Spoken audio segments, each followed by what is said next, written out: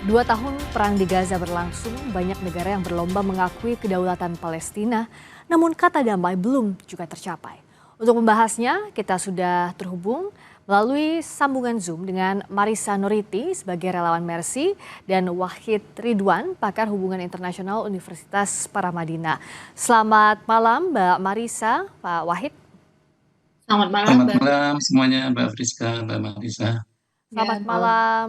Saya ke Mbak Marissa. Ini kan sudah 2 tahun ya setelah Israel menyerang ke Gaza, konflik juga tidak berkesudahan di sana. Kalau dari sisi medis dan kemanusiaan, bagaimana perkembangannya hari ini? Ya, baik. Tepat hari ini 2 tahun genosida yang dilakukan Israel di Gaza. Kami relawan Mercy yang sampai saat ini masih membersamai dengan program-program medis di Gaza. Kami bisa melihat sendiri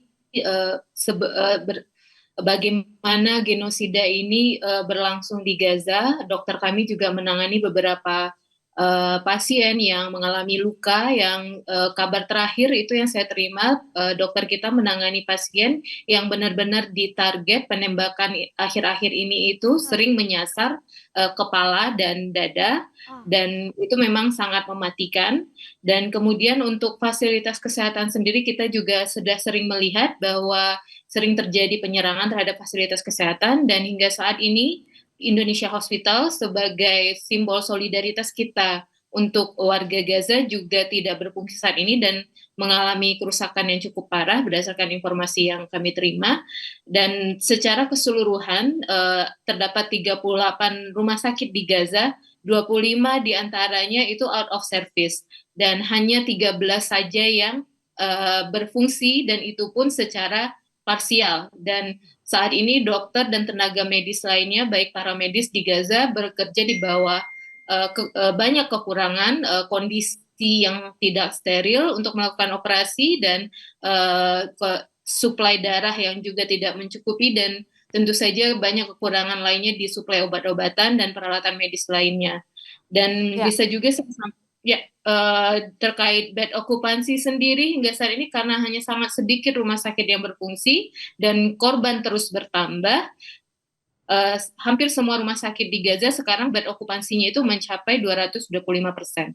Barangkali seperti itu, Mbak Friska. Ya, dengan kondisi seperti ini, bahkan tenaga medis diserang bertubi-tubi, rumah sakit yang harusnya jadi zona aman menurut hukum internasional ditabrak juga oleh Israel.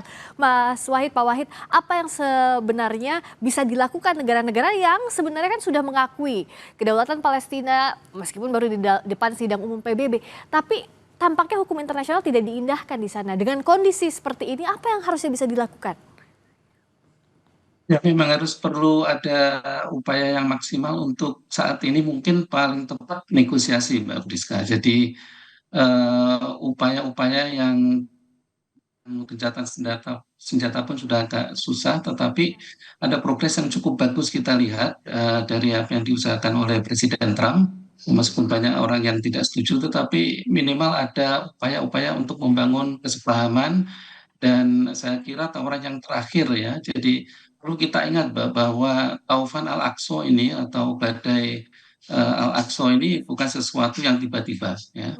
Jadi tahun yang lalu ketika saya diundang, bahkan sejak 2 tahun yang lalu ya, ketika ada konferensi tentang Gaza di Johannesburg yang sampai kemudian menghasilkan ICC, itu semua upaya-upaya sipil ya.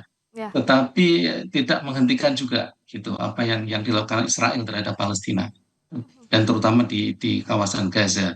Jadi kita apresiasi sekarang ini ada perubahan-perubahan ke arah yang memang perlu ada sebuah diplomasi yang sangat apa istilahnya ya, mengkhusus, dan itu kalau gencatan senjata tidak bisa dilakukan ya memang harus kembali kepada kesepakatan awal bahwa perang harus berhenti. Dan bagaimana Ya. caranya? Nah ini insya Allah kalau negosiasi, saya kira Hamas sudah menerima tawaran dari Presiden Trump 20 opsi itu, dan kita lihat nanti, Mbak. Jadi upaya yang dimulai sejak sebelum Trump dilantik 20 Januari tahun ini ya sampai sekarang, saya kira ada upaya yang bagus untuk minimal membangun sebuah kesepahaman untuk Israel ini berhenti untuk tidak menyerang ya, dan Ya. Hamas juga memulai bagaimana negosiasi itu bisa dilakukan. Jadi upaya itu yang saya kira bisa menyelamatkan kemanusiaan, Mbak. Ya, jadi negosiasi ini harus betul-betul serius ya, dikawal, jangan Betul. sampai di awal saja, terus nggak ada hasilnya. Mbak Marisa, dengan proses negosiasi yang saat ini berlangsung, ada perubahan atau tidak di Gaza? Misalnya, blokade bantuan medis, apakah sudah masuk sedikit demi sedikit? Mhm. Ya, baik, semenjak Presiden Trump menyampaikan responnya terhadap jawaban yang telah disampaikan Hamas yang menginstruksikan bahwa sebaiknya Israel menghentikan penyerangan di Gaza selama proses ceasefire ini, dan berdasarkan pengamatan dan informasi yang kami dapat di lapangan, tidak ada sampai saat ini Israel masih melakukan pemboman dan penyerangan terhadap warga sipil Oh, Gaza, dan terhitung dari saat itu bahkan saat ini korban telah mencapai kemarin setahu saya sekitar 120 orang korban dari penyerangan Israel, dan mungkin hari ini bisa mencapai 200 lebih. Dan terkait suplai makanan atau ya. logistik medis lainnya, saat ini memang sudah mulai masuk dari Karim Shalom bahan kebutuhan pokok, akan tetapi masih di level yang belum bisa dijangkau oleh warga Gaza harganya, karena ini situasi yang sangat kompleks. Barang logistik masuk itu dijual di pasar, dan untuk membeli itu tentu membutuhkan uang cash, dan saat ini tidak ada, sangat susah sekali mendapatkan uang cash di Gaza. Jadi jika warga Gaza itu memiliki uang dalam rekening tabungannya, katakanlah seperti itu, atau Ya. kita memberikan bantuan, dan untuk menarik cash itu mereka mendapatkan potongan 30-40%. Oh, Jadi maka oleh karena itu daya belinya jadi tidak ada. iya, iya. Sampai saat ini berdasarkan informasi masih banyak warga Gaza itu bahkan makan satu kali sehari aja itu udah bisa dibilang situasi yang sudah sangat menguntungkan seperti itu. Dan saya yakin masih banyak warga Gaza yang tidak makan, yang tidak bisa makan sekali sehari hingga saat ini, walaupun sudah banyak bahan makanan yang dimasukkan ke Gaza seperti Mbak itu. Marisa, memangnya siapa yang menjual itu? Jadi artinya bantuan itu disalurkan via siapa dan siapa yang menjualnya? Karena kan kalau dalam bayangan kami, bantuan itu diberikan untuk warga, tidak ada biaya apapun, begitu kan semestinya? Jadi begini, yang diizinkan masuk ke Gaza itu semua di bawah kontrol Israel, dan tidak semuanya itu bantuan kemanusiaan gratis, ada juga yang melalui jalur komersil seperti itu. Oh, Dan kadang masih juga sering terjadi, kita juga mungkin sudah sering mendengar ada geng yang di backup oleh Israel yang sering merampok atau mencuri truk-truk kemanusiaan yang masuk ke Gaza, dan itu biasanya setelah dicuri mereka jual lagi di pasar, itu dengan harga yang sangat tinggi seperti itu. Jadi kondisi sekarang memang sangat complicated sekali. Salah satunya solusi yaitu sebenarnya untuk, saya yakin untuk bantuan kemanusiaan ini sendiri sebenarnya tidak harus mensyaratkan ceasefire. iya, Seharusnya bantuan kemanusiaan apapun itu kondisinya iya. harus diperbolehkan masuk seperti itu, agar bencana ini tidak berlarut-larut, karena kita juga bisa melihat walaupun sekarang udah ada sumber makanan, tapi warga Gaza yang meninggal karena malnutrisi masih terus terjadi setiap harinya. Seperti Sebelumnya itu. warga yang antre bantuan ditembaki, sekarang sudah ada bantuan, dijual juga padahal tidak memungkinkan. Pak Wahid, kan pasti kita geram untuk melihat kondisi seperti ini, di mana rasa kemanusiaannya dan tidak ada yang bisa melakukan apa-apa. Negosiasi berjalan tapi dalam waktu cepat sebenarnya apa yang bisa dilakukan dan siapa yang bisa mengawasi ini? Kita bahas usai jeda di Sapa Indonesia Malam. Saya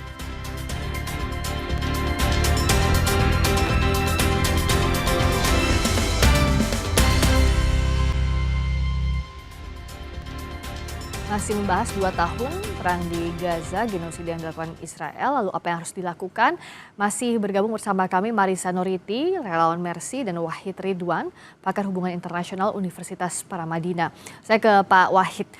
Tadi Mbak Marisa bercerita, bantuan masuk, jumlahnya terbatas, dijual pula, dan itu diawasi oleh pihak Israel, dijual pula oleh mereka. Dengan kondisi yang betul-betul nir kemanusiaan, negosiasi berjalan dalam waktu cepat, apa yang harus dilakukan, Pak Wahid? kita tagih Presiden Prabowo, Mbak Friska, yang pernah baru kemarin waktu di UN Assembly itu Mhm. Beliau mengatakan Indonesia siap mengirimkan peacekeeping force. Ya. Jadi saya kira itu jawaban. Jadi perlu serius bagaimana mandat itu dibuat oleh PBB sehingga memang ada kekuatan-kekuatan militer ya, yang fungsinya tidak hanya keeping tapi juga making. Jadi Oke. tidak hanya menjaga perdamaian tapi juga harus bagaimana membuat ya perdamaian itu. Saya kira hanya dengan cara itu ya minimal Israel juga akan kalaupun toh dia tetap nekat gitu ya dia berhadapan dengan dunia. Pak Wahid? Jadi ya sekarang ini kan perangnya juga tidak simetris itu Pak. Iya, Mestinya ya kalau kombatan ya we combatant gitu ya. iya. Jadi bukan semacam perang yang sekarang ini gitu. Pak Wahid, tapi tadi Segera saja kalau itu Pak. izin saya bertanya, kalau untuk mengirimkan peacekeeping force atau peacemaking force, itu bagaimana rantai yang harus dilakukan? Artinya step-stepnya seperti apa saja Pak Wahid dan lewat siapa? Kalaupun dari PBB, siapa Yes. yang mengusulkan dan sebagainya?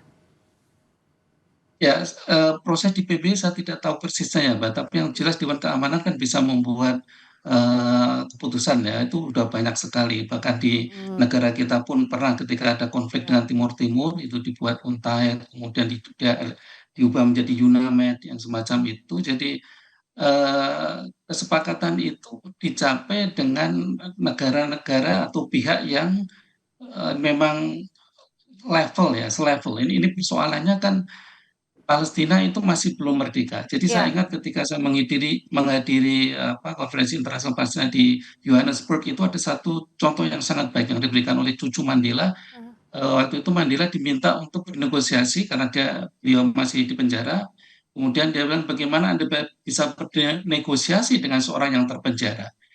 Jadi akhirnya perlu dibebaskan sehingga bisa bernegosiasi. Sama juga sekarang ini kalau mau membuat sebuah paralel gitu ya, hak yang ya, sama, kewajiban yang sama, dan keinginan yang sama. Saya yakin Hamas ingin merdeka juga, ingin perdamaian lah dalam konteks ya, ini ya. Israel juga sama ingin perdamaian.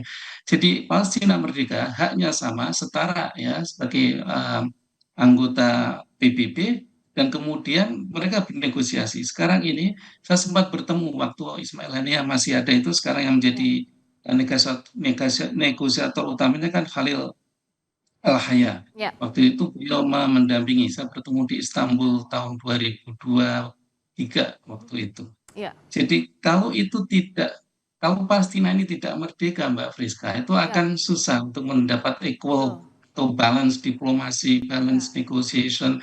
Jadi syaratnya ya harus merdeka. Iya, asal jangan ada Semuanya veto lagi dari Amerika Serikat yang ada di Dewan Keamanan PBB. Karena sejauh ini kan mau ceasefire, mau soal pengakuan merdekanya Palestina, hambatannya dari US selalu di PBB.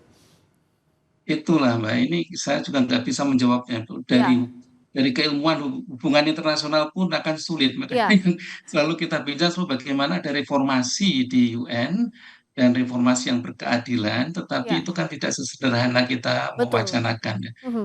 Mbak, Yang penting Mbak Friska, iya. ada upaya-upaya yang terus ya dilakukan oleh negara-negara maju, terutama Amerika lah untuk membuat perdamaian di Timur Tengah Ya, ini. jadi Jadi ya setidaknya intinya memang Palestina merdeka itu dulu. ya, Jadi Palestina harus kalau merdeka. gitu, Iya, itu harus itu dulu. Jadi apa upaya yang dilakukan negara-negara kemarin di PBB harus betul-betul diseriusi, harus betul-betul betul. ditindaklanjuti. Mbak Marisa, dari Gaza sebenarnya apa yang bisa dilakukan untuk saling menguatkan relawan di sana, apalagi warga Gaza yang selama 2 tahun ini betul-betul dalam cobaan kemanusiaan, dalam genosida yang sampai tidak tahu kapan bisa hidup, kapan bisa kehilangan nyawa. Ya, memang situasinya sangat sulit sekali di Gaza saat ini. Mungkin yang bisa kita lakukan, kita tidak pernah meninggalkan Gaza. Dengan hadirnya tim-tim internasional di Gaza, itu sudah sangat memberikan harapan baru bagi warga Gaza, dan kita lihat juga misi-misi Freedom Flotilla lainnya itu menunjukkan kepada warga Gaza bahwa mereka tidak sendiri. Walaupun mungkin pemerintahan banyak yang tidak berpihak kepada mereka, tetapi warga dunia secara garis besar mereka bisa melihat sendiri bahwa uh, banyak yang peduli dengan apa yang terjadi di Gaza. Hanya saja mungkin seperti yang disampaikan oleh Bapak Wahid, ini tidak cukup sebatas kepedulian ya Pak ya, harus Ya, ada aksi nyatanya yang memastikan kemerdekaan Palestina Mereka mempunyai hak layaknya kita sebagai warga negara di negara lainnya, seperti itu. Waktunya kita menagih janji pemerintah mewakili warga dunia tidak hanya lip service saja tapi betul-betul secara serius mengawal sampai kemerdekaan Palestina diakui oleh seluruh negara. Dan Mbak Marisa, kami doakan Mbak Marisa, seluruh relawan dan warga Gaza juga dalam kondisi yang selamat dan segera terjadi perdamaian di sana. Terima kasih Mbak Marisa Noriti, relawan Mercy. Terima kasih Pak Wahid Ridwan, pakar hubungan internasional Universitas Paramadina. Selamat malam.